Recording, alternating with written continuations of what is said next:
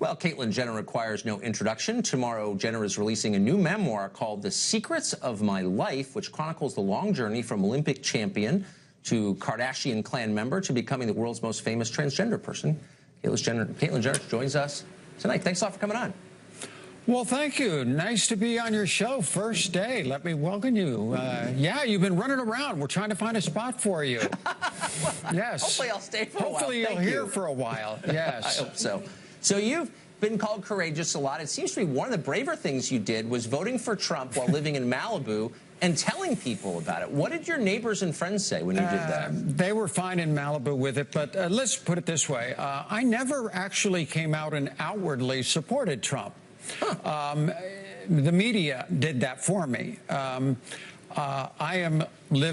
on the Republican conservative side, right? And he wound up being our candidate, and so certainly I was going to vote for him.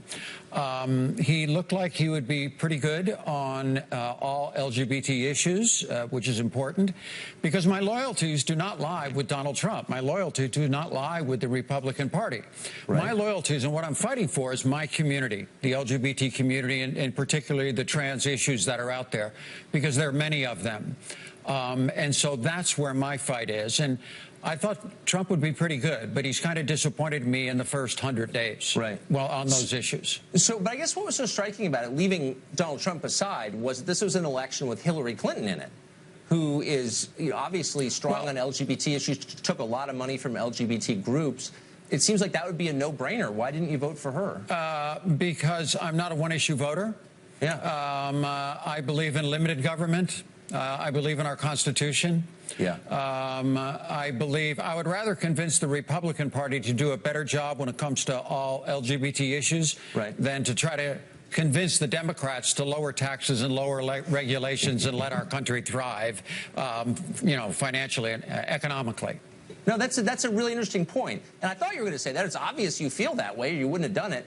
Isn't there a lot of pressure, though, on you specifically to be a one-issue voter? And how do you respond? How do you deal with that? I totally agree with you. A lot in our community are, and they were very upset that I was a Republican. And I said at the Republican National Convention, I said it was harder to come out as trans than it was to come out as a member of the Republican Party. Right. And so, yeah, from that stand, it's been pretty tough.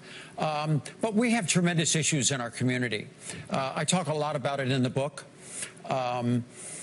We have a murder rate that's out of control right now. Already this year, we've had 9 trans women who have been murdered just since the first of the year.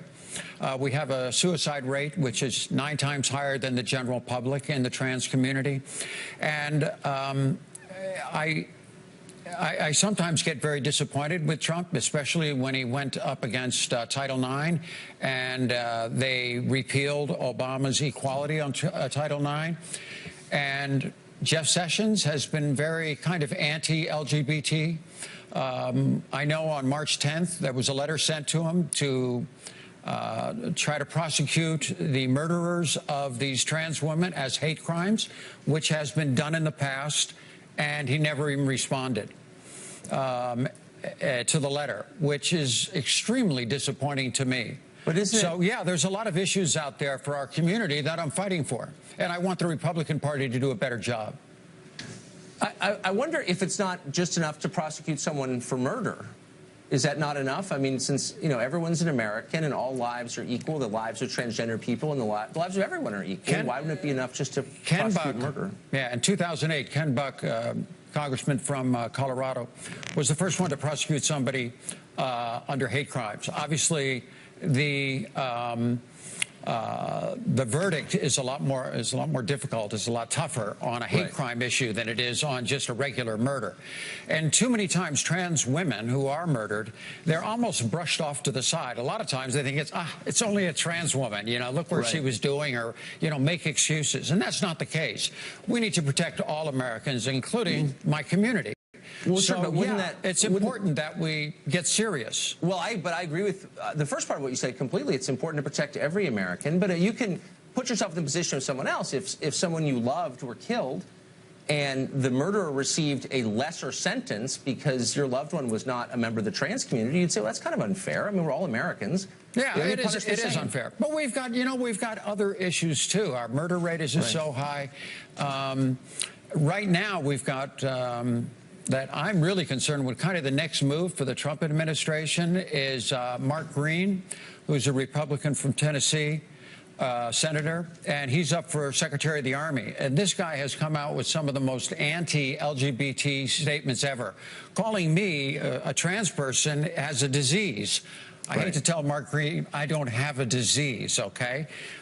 He called about fighting the bathroom issue as the Bible tells me I have to go after evil, and I'm not an evil person. Okay, well, I'm not, I don't think anyone's suggesting that you're an evil person, but I do think there are some deep questions that people of goodwill and good faith can ask. So you've said in I think a pretty convincing way, you believed you were a woman from early in your life, from really in the beginning. You knew that this is who you were, but you couldn't come out and express it. Well, So, but does that mean that you believe that gender is biologically determined? Because that's kind of the opposite of what a lot of people are saying. No, actually, a lot of people are saying it is genetic. I was born with this. You made a statement last time when you were with Jillian Weiss on, you were coming up with this scenario of, a guy 35, all of a sudden, hey, I'm trans, and I'm going to go, be a woman now, and then I'm going to get federal funds for women's issues. That does not happen in the trans community. You are basically born this way. I've dealt with these issues since I was this big. It's not something that's just a whim. Trans by the way, issues. hold on, just to be clear, I would never argue it was done on a whim. I don't believe that, and I didn't mean to suggest that. But I do think that there are real-life issues around this question. And here's one of them. It has to do with sports, something that you know obviously very well. A transgender woman just won a major weightlifting title. Yeah. And some people said, well, this is someone who has a massive physical advantage over the other entrants in that contest. And that seemed like a real thing to me. We're kind of getting off the subject of what I talk about in the book, because the talk about in the book is about my journey. But of course, to answer that, the Olympic Committee is way ahead of the rest of the world when it comes to dealing with identifying transgender issues and competing. All the way back when I was competing in the 70s, all the women had saliva tests to make sure their DNA, that they were female, because we had the East German women and the Soviet women and all that kind of stuff. Well, since then, there has been a lot of kind of gender nonconforming. We don't quite know where they fit into the athletic world.